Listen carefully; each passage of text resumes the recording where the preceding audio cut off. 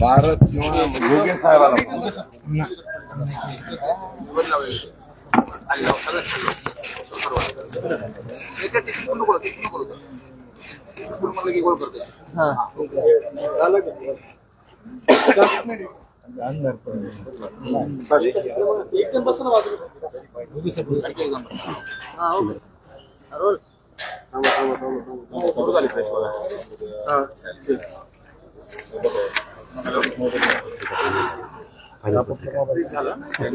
तोंड फाट आहे.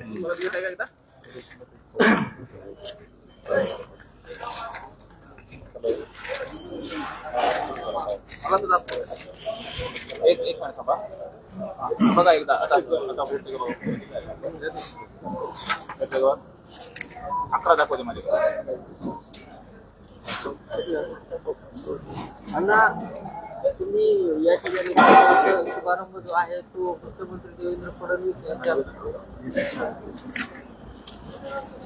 कशा पद्धतीचा कार्यक्रम असणार आहे काय राज्याचे मुख्यमंत्री सन्माननीय देवेंद्रजी फडणवीस साहेब हे मुख्यमंत्री तिसऱ्यांदा झाल्याच्या नंतर आतापर्यंत कुठेही पब्लिकली कार्यक्रमाला गेलेले नाहीत. पहिल्यांदा पब्लिकली कार्यक्रम घेण्याचा मान हा आष्टी विधानसभा मतदारसंघाला मुख्यमंत्र्यांचा मिळालेला आहे.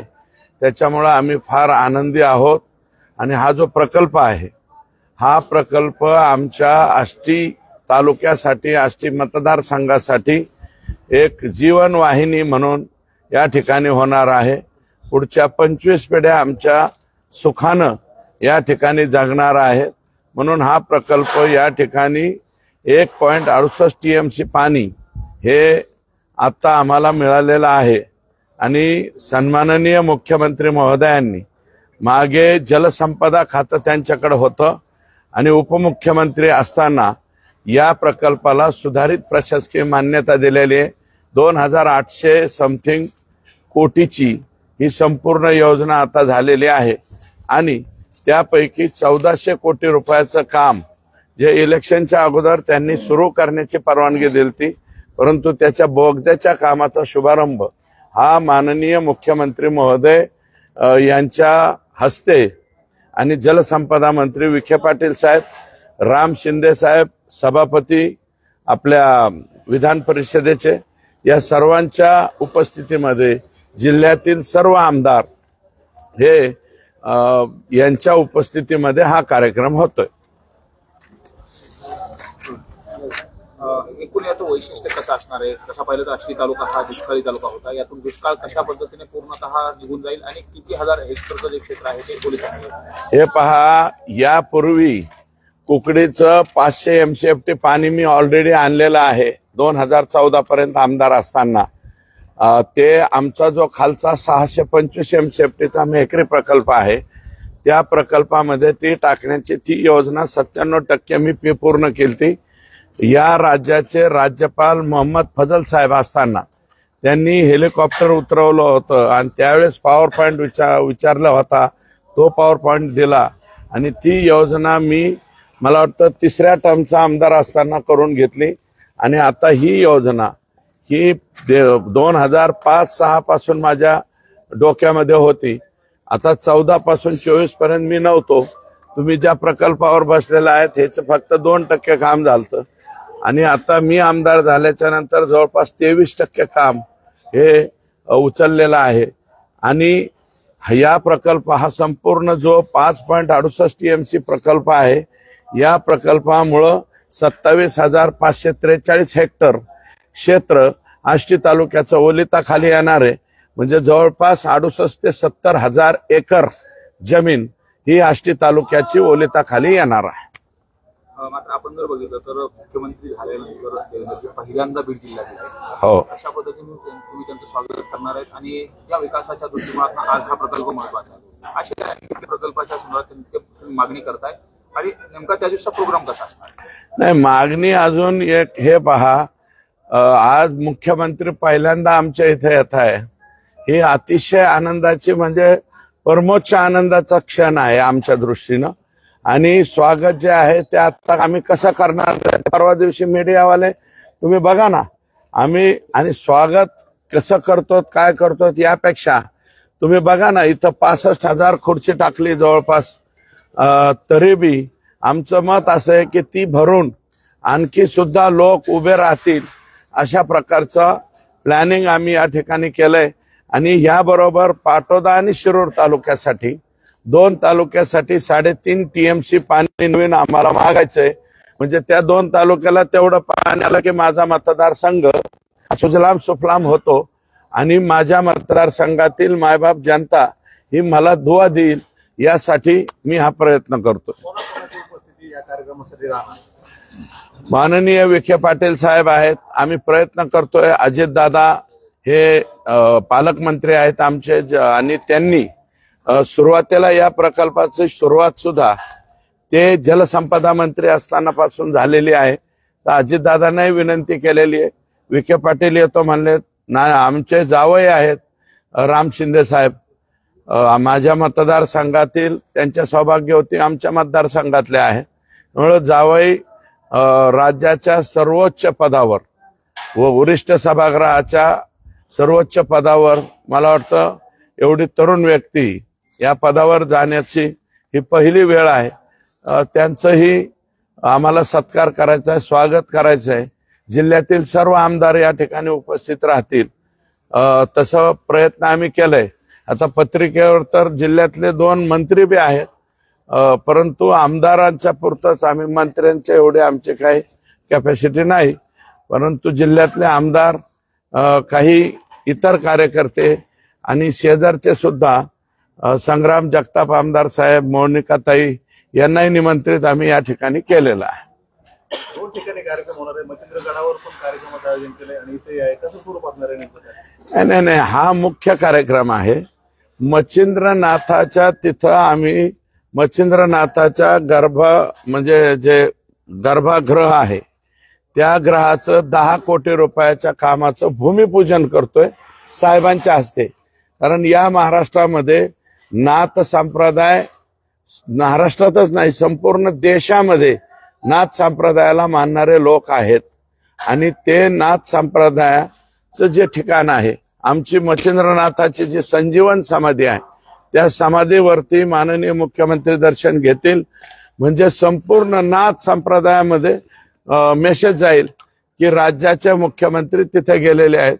मुख्यमंत्र्यांच्या हस्ते आम्हाला ते 10 कोटी रुपयाचं फक्त मंदिराचा गाभारा, ओनली गाभारा जो आहे, कारण मागच्या वेळेस गुढीपाडव्याच्या आदल्या रात्री आम्हाला दर्शनाला अडचण आली, यावेळेस अडचण येऊ नये म्हणून आम्ही ते संपूर्ण गाभाऱ्याचं काम, खूप मोठं काम आहे ते काम करतोय. आणि त्याचा शुभारंभ आदरणीय देवेंद्रजी फडणवीस साहेब या राज्याचे मुख्यमंत्री यांच्या हस्ते करतोय. आणि त्याही कार्यक्रमाला विखे पाटील साहेब, सेम राम शिंदे साहेब, मोनिकाताई हे सर्वजण त्या ठिकाणी, कारण मच्छिंद्रनाथ वरती आहेत आणि कानिफनाथ खाली आहे. म्हणजे उभं राहिलं तर आष्टी तालुक्यात आणि खाली पाहिलं तर पाथर्डी तालुका दिसतो. पहिला विकासाचा मुद्दा घेऊन जाहीर निवडणुकीनंतर तुम्ही आज हे भूमिपूजन करताय. अजून कसल्या पद्धतीचा विकास जो आहे तो आष्टी पाटोदा शिरूर मतदारसंघात बघायचा? नाही, सुरुवातीला माझं लक्ष शिक्षणावर, तर मी शिक्षणावर केंद्रित केलं, झरेवाडी पॅटर्न चालू केला. दुसरं मी आश्वासन दिलेलं होतं की हा प्रकल्प मी पूर्ण करेन. या प्रकल्पाच्या अवतीभोवतीचे जेवढे सगळे गाव आहेत, या सगळ्या गावामध्ये मला अबाऊ 70% वोट आहे. अबाऊ 70% एकट्याला मला. दरेकर नाना माझ्या शेजारी बसलेले, त्यांचा हा मूळ मतदारसंघ आहे जिल्हा परिषदेचा.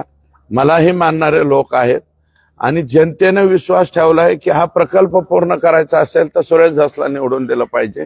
कारण 10 वर्षामध्ये 2% काम झालं आणि आता जे आहे ते आम्ही हा प्रकल्प आमचा पूर्ण करून घेतला. आणि आमचा विश्वास आहे मुख्यमंत्र्यांवरती. आणि मुख्यमंत्र्यांनी आता 300 कोटी रुपये रिअप्रोप्रिएट करून दिले आम्हाला. 71 कोटी रुपये आमच्या 2 गावाच्या पुनर्वसनाला लागतात. मागचे काही शेतकऱ्यांचे 13.5 कोटी रुपये द्यायचे आणि बाकीचे पण शेतकऱ्याचे आता आम्हाला भूसंपादन करायचे. साधं भूसंपादन सुद्धा नाही. मध्ये एक 48 हेक्टर केलं होतं, ते मी केलं होतं आणि त्यातले 13 हेक्टरचे पैसे अजून द्यायचे राहिलेले. तर ते पैसे सुद्धा माननीय मुख्यमंत्र्यांनी सभागृहामध्ये सांगितलं की कुंटेफळ साठवण तलाव आणि शिंपोरा पाईपलाईन साठी मी 300 कोटी रुपये दिले. आताच मला एसीएस साहेबांचा फोन आला होता की ते आमचे रिअप्रोप्रिएशन फायनल होते, उद्यापर्यंत हे होतील आणि परवापर्यंत पुनर्वसनाचे पैसे द्यायला कलेक्टरांकडे पैसे येतील. अण्णा, सीना प्रकल्पात देखील असं तुम्ही जीव तोडून काम केलं होतं, मात्र तुमचं नाव हे सगळं कुठे या सगळ्या प्रकल्पामध्ये आलं नव्हतं. हे पहा, सीना ते मेकरी ही योजना 97% मीच पूर्ण केली. फक्त स्विच रूमचा कलर राहिला होता. तेवढा कलर हाणला आणि माझ्या पुढे जे 14च्या नंतर आमदार आले त्यांनी त्यावेळेस याच मुख्यमंत्री महोदयांना बोलवलं, देवेंद्रजींनाच बोलवलं. वाईट त्यात मला एवढं वाटलं होतं की मला त्या कार्यक्रमाला निमंत्रित सुद्धा केलं नव्हतं. मला त्याचं वाईट वाटलं, कारण 97% योजना मी पूर्ण केली. आता ती योजना कार्यान्वित झालेली आहे. ही योजना वेगळी आहे.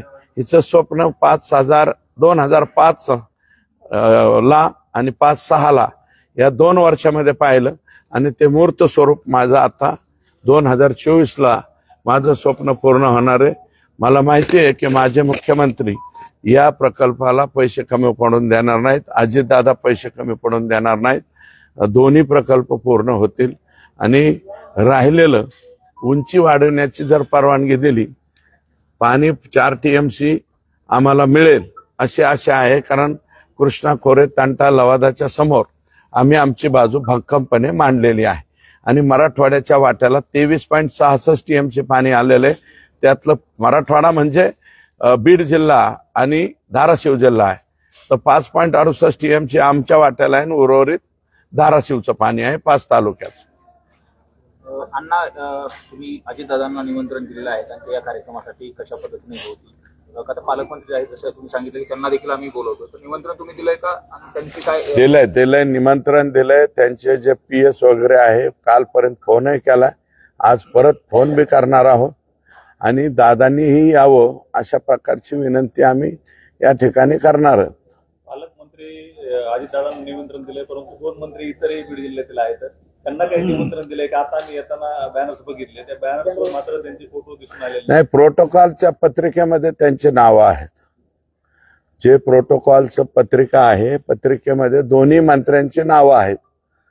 पत्रिकेमध्ये नाव असल्यामुळं बाकीचं काय सोंग ढोंग, आता हे पोरं पोस्टर लावत असतात, ते काय पोस्टर मी बघत नाही कोण लावतोय काय लावतोय पोस्टर. आता एवढ्या खाली परत नेऊ नका ना. मी दुसऱ्यांचे पोस्टर बरेच दिवस चिटकवलेले आहे, त्यामुळे आता मला परत पोस्टर चिटकवायला लावू नका अशी माझी विनंती आहे. सरपंच संतोष देशमुख हत्या प्रकरणाला 55 दिवस झाले. कृष्णा आंधळे अजून फरार आहे. त्यांचा घातपात झालाय किंवा ते पुरावे जे आहेत ते नष्ट करण्याची भीती जी आहे ती आज धनंजय देशमुख यांनी व्यक्त केलेली. बरोबर आहे. धनंजय जो बोलतो आहे, धनंजय काही चुकीचं बोलतोय अशातला भाग नाही.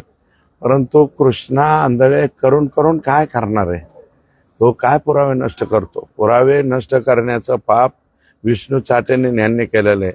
विष्णू चाटेंनी 10 तारखेच्या नंतरचं त्याचं जे एकामेकाशी आकाशी आणि त्याच्याशी असलेलं बोलणं हे पोलीस समोर CID समोर जाऊ नये असा प्रयत्न केलेला आहे. परंतु तो प्रयत्न त्यांचा प्रयत्न राहणार नाही.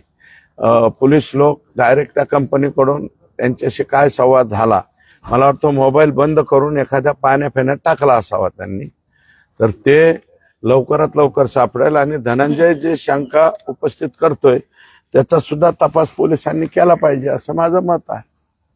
5 तारखेचा कार्यक्रम झाल्यानंतर तुम्ही या संदर्भात कृष्णा आंधळे संदर्भात काही वरती चर्चा करणार, त्या तपास यंत्रणेला काही सूचना? नाही साहेब, तपास यंत्रणेबरोबर मी सतत बोलतोय, त्यांच्याशीही बोलतो. हा कृष्णा आंधळे जो पोरगा आहे याला घराबद्दल कुटुंबाबद्दल किंवा कशाबद्दलच कसल्याच प्रकारचे, कारण त्याची हिस्ट्री तशी सांगते, कुणाबद्दलच काही प्रेम नाही. ते निघालं की एकटंच कुठेही निघतं, तसं ते गेलेलं आहे. आणि ते जाऊन कुठं जाणार? पोलीसच्या पकडच्या बाहेर जाईल किंवा CIDच्या पकडच्या बाहेर जाईल असं नाही. धनंजयचा त्रागा रास्त आहे आणि मी धनंजय बरोबर आहे. मी संतोष देशमुखच्या कुटुंबाबरोबर आहे आणि मी महादेव मुंडेच्या कुटुंबाबरोबर बी आहे.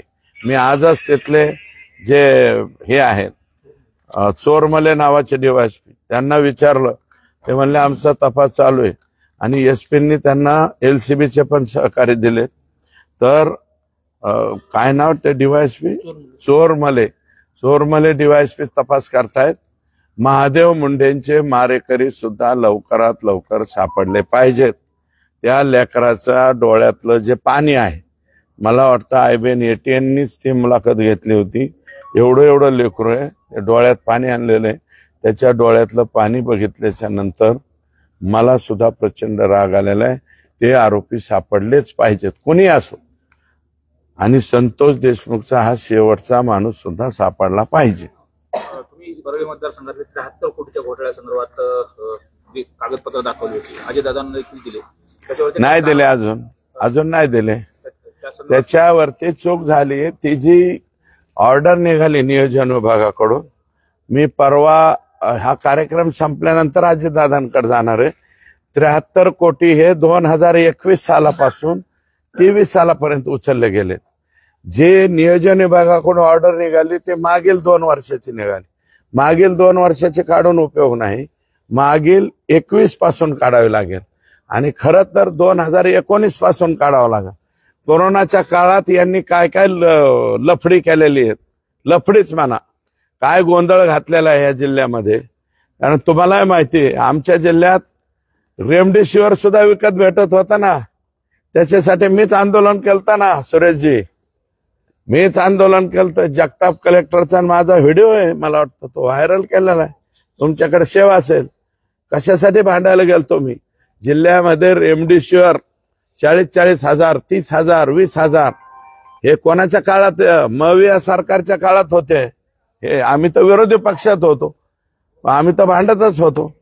आणि माझं मत आहे की कोरोनाला पैसे डायव्हर्ट केले, याच्या नावाखाली सुद्धा प्रचंड अनागोंदीचा कारभार तत्कालीन पालकमंत्र्यांनी केलेला आहे. त्याचे कागदपत्र काढतोय मी. आणि सगळ्यात मोठा घोटाळा सापडणारे परळी नगरपालिकेमध्ये, नगर परिषदेमध्ये, तो अजून सगळे कागद नाही आले. 73 कोटी तर किरकोळ आहेत, अजून ह्याच्यापेक्षा लय मोठे आकडे येणार आहेत. अजून बरेच आहे, तेलबिया आहे, आमच्याकडे आलेत कागद तेलबिया वगैरे, पण आता सध्या सवडच नाही. त्याच्यामुळे हे आमच्या कार्यक्रमाचं डायव्हर्सिफिकेशन नको म्हणून. आणि मी बाकीच्या काही यांच्या जे काही माझ्याकडे प्राप्त झालेले ते मी काढत नाही आता सध्या, कारण कार्यक्रम माझा आहे. आणि संतोष देशमुखच्या खून प्रकरणावरून दुसरीकडे मीडियाचं लक्ष वळू नये म्हणून मी आज नाही त्याबाबत बोलत, त्याच्यानंतर बोलतो. आणि 73 कोटी रुपये हे क्लिअर कट बोगस उचलले गेलेले आहेत. परळीमध्ये आज काही व्यापारी, सोने व्यापारी, आणि त्यांनी पोलीस स्टेशनच्या समोर ठिय्या केला. तिथे एका व्यापाऱ्याच्या संदर्भामध्ये धमकी देऊन त्याच्या प्लॉटवरती ताबा घेतला आणि धमकी दिली, जीवे मारण्याची धमकी दिली. त्याच्या निषेधार्थ आज व्यापारी रस्त्यावरती उतरले होते आणि विशेष पोलीस स्टेशनच्या समोर त्यांनी ठिय्या केलेला होता. म्हणजे हिंमत वाढली, सामान्य माणसाची हिंमत वाढली, गरीब माणसाची. यापूर्वी व्यापारी आणि हे 500 व्यापारी हे गाव सोडून गेलेत हे आकाच्या ह्यांच्या भीतीने. मग यादी देतो, यादी पण आलेली आहे माझ्याकडे, पण जरा 5 तारखेपर्यंत थांबा. 6 तारखेला बाईट देतो आणि यादी पण देतो, कोण कोण लोक कुठे गेलेले यादी देतो. तुम्ही मीडिया जा, त्यांना विचारा हे कशामुळे शहर सोडून आलेत. शहर सोडते लोक, हे आता कोणाच्या प्लॉटच्या कोणी ताब्या घ्यायच्या. मी एक स्टेटमेंट केलं ना, ते कोणता डॉक्टर दुसऱ्याच्या एका लेडीच्या घरात त्याच्या जागेवर घर बांधतोय, आता सुद्धा बांधतोय. म्हणजे अजून परळी नगरपालिकेचा तो जो शिव आहे त्याला अक्कल आलेली नाही की ते काम थांबवावं म्हणून बोगस कामं चालू ठेवतोय. आणि मध्ये परळीला पूर आलता, पूर. यांनी परळीचे नाले सोडले नाहीत, नदी सोडली नाही, सगळ्यामध्ये अतिक्रमण करून बसलेत बरं का. आणि त्याच्यामुळं परळी शहरामध्ये पाणी घुसलं आणि नंतर नाटक दाखवते 10-10 हजाराचे किट देतो म्हणून. अरे तुमचे 10-10 हजाराचे किट कशाला लोकांना नुकसान भरपायचे? पहिलं परळी शहराचे नाले तुंबवले, नदी तुंबवली, त्या राखेमुळं लोकांचं वाटोळं झालं. आणि काही काही राख सम्राट आहेत ना, यांचे घर आपल्या राज्यपाल महोदयाचा बंगला आहे ना त्याच्यापेक्षा सुद्धा मोठे. जरा जाऊन बघा तिथले काही राख्या. आणि मला माझं मत आहे इन्कम टॅक्स वाल्यांनी जरा परळीकडे लक्ष द्यावं. हे बाकीचे म्हणजे मोठाले आका बेका हे तर झालं यांचा कार्यक्रम आता, पण बाकीचे आकाच्या खालचे जे छोटे आका, त्याच्यापेक्षा छोटा आका, पिल्लू आका, टिल्लू आका, सुल्लू आका हे जे आहेत हे जरा शोधा म्हणा. यांचे बी राज्यपालाच्या मला एवढाले जर घर असतील तर मग अवघड आहे ना. हे काय पोलीस अधिकारी भास्कर केंद्रेकडे 300 हायवा असल्याचा आरोप तुम्ही केला होता, मात्र त्यांनी हा माझ्याकडे साधा टायर देखील नाही असं त्यांनी म्हटलं आहे. जाऊन बघा ना. मी म्हणतो म्हणून नाही. टायर 300 आहे ना 100 म्हणलो. अजूनही ठाम आहे. 15 JCB आणि तिथला मटका किंग जो आहे हा भास्कर केंद्रे किती म्हणजे भारी आहे. भारी ते तुम्हाला 15 वर्ष झालं तो परळी तालुक्यातच राहतो. कस काय राहतो तो? कशासाठी राहतो तो? करुणा मुंडेच्या याच्यात हे टाकणारा हाच भास्कर केंद्रे. भास्कर केंद्रे आणि बऱ्याच लफड्या ते भास्कर केंद्रेला म्हणा तू लय पुढचं सांगू नको. मागचं जे बऱ्याचशा प्रकरणात भास्कर केंद्रेचं नाव माझ्याकडे आलंय. खोट्या नोटामध्ये सुद्धा भास्कर केंद्रे आहे. ते काय सांगायला, खोट्या नोटा सुद्धा परळीमध्ये पुणे तिथे काय उन्हे तसे परळी तिथे काहीच कमी नाहीये. सगळे जे माग फार डेंजर प्रकरण झाले ना ते डॉक्टर मुंडेंचं ते गर्भाचे लचके कुत्र्याला टाकायचे त्याच्यात कोण होतं? भास्कर केंद्रेच होता. तपास अधिकारी हे ते. अरे गर्भपात केलेले गर्भपात कुत्र्याला खाऊ घालण्यापर्यंत हिंमत गेलते का नाही? PCPNDT ऍक्ट नंतर दाखल झाले. अगोदर डॉक्टर मुंडेला जन्मठेप झाले का नाही? मग त्या प्रकरणाचा तपास करण्याला त्यात सस्पेंड झालेला भास्कर केंद्रेचे ना. भास्कर केंद्र काय संत तुकाराम आहे काय सांगायला लागला माझ्याकडं हे नाही ते नाही? होऊन जाऊ द्या ना तपासणी. यांच्याकडे किती पैसे आहेत ते. हे जे भास्कर केंद्रे, सचिन सानप यांच्या जरा प्रॉपर्टी तपासा म्हणा. आणि त्याचे पत्र देणार आहेत आम्ही. OACBच्या ओपन चौकशा करणार आहेत. यांचं भास्कर केंद्रेचे तर ED लावावं लागल. भास्कर केंद्र लय मोठा माणूस आहे, बारीक नाही. 15 वर्ष एकाच जागेवर राहतो म्हणल्यावर काय सोपा माणूस आहे का तू? सचिन सानप यांची ऑडिओ क्लिप व्हायरल होती की करुणा शर्माच्या गाडीत मी बंदूक ठेवली नाही, सुरेश दसांवर कारवाई करण्याची मागणी त्यांनी केलेली आहे पोलीस अधिकारी. हे बघा अजून मी सचिन सानपच्या विरोधात पत्रच नाही दिलेलं. मीडियाला बोललोय. बंदूक ठेवणारा तो जो माणूस आहे तो देशमुख आडनावाचा माणूस आहे. पण बंदूक ठेवल्याच्या नंतर तो दरवाजा बंद करणारा सचिन सानप, भास्कर केंद्रे सगळे व्हिडिओ आहे ना. व्हिडिओ तोंडामध्ये असं नाही का रुमाल धरलेले असं हे टाकलं की रुमाल काढते तेच आहेत हे. बाकीच्या पोलिसी वेशात नाही ते बिगर ह्याच्यात. आणि एवढे हुशार नसतील बहुतेक मोबाईल बाजी करून ठेवले असते. उघड दिसतं सचिन सानप आहे, भास्कर केंद्रे आहे, तो फड एक आहे. उघड आहेत ते. तुम्ही कशाला सावाचा आव आणताय? आणि आता LCBला येऊन बसला. LCB सचिन सानपच चालवतो वाटत. आणि बारकाल्या लोकांवरती बोलायला लावू नका. मोठमोठाले आका बागा. हे सचिन सानप हे ते कर्मचारी आहेत. हे तर जाणारच आहेत. हे यांची तक्रारी केल्यावर हे का राहणारच काय? हे सस्पेंड होतील. आणि माझं म्हणणं आहे इतक्या दुष्कृत्य करणारे जर पोलीसमध्ये लोक असतील तर यांनी पोलीस पद सोडून यांनी टोळ्या वगैरे कराव्यात किंवा गँग्स ऑफ काय म्हणतात ते वशेपूर म्हणतो ना. मीच मानलेलो आहे वाशेपूर का वशेपूर. तसे गँग तयार कराव्यात आणि आपलं काम बघावं. मी नाही त्यातली असं हे एवढं सांगण्याची काही गरज नाही. तुम्ही सगळ्याच ह्याच्यात आहेत. मुख्यमंत्री येतात बीडमध्ये. या सगळ्या ज्या काही गोष्टी आहेत या संदर्भात मुख्यमंत्र्यांकडे काही स्पेशली तुम्ही बोलणार आहात का? आणि एकंदरीत बीड जिल्ह्यात ज्या पद्धतीने चाललंय थांबलं पाहिजे यासाठी काही तसं स्पेशल? नाही काय थांबलं पाहिजे? माणसं मारायला लागलो का मग थांबन? हे आमचे माणसं मारायचे थांबल्यावर थांबल ना. अजून बराच तपास व्हायचा आहे. अजून बरेच आरोपी पकडायचे. बऱ्याच लोकांवरती मोके व्हायचे. वाळूवाले राहिलेत, अजून राखेवाले. आजही कोट्यवधी रुपयाच्या राखेचे ढिगारे यांचे तिथं पडलेले. रात्री 9च्या नंतर गाड्या काढते. हे जरा SP आणि कलेक्टरांनी थांबायला पाहिजे. आणि तिथलं जे ह्याचा माणूस आहे तो पण चुकीचा दिसतोय थर्मलचा. ओके. सचिन साना पण हे संत झालेत का? भास्कर केंद्रे एखादा गड करा म्हणा, तिथं बसा तुम्ही, आम्ही येऊ दर्शनाला जनता. चला. चला.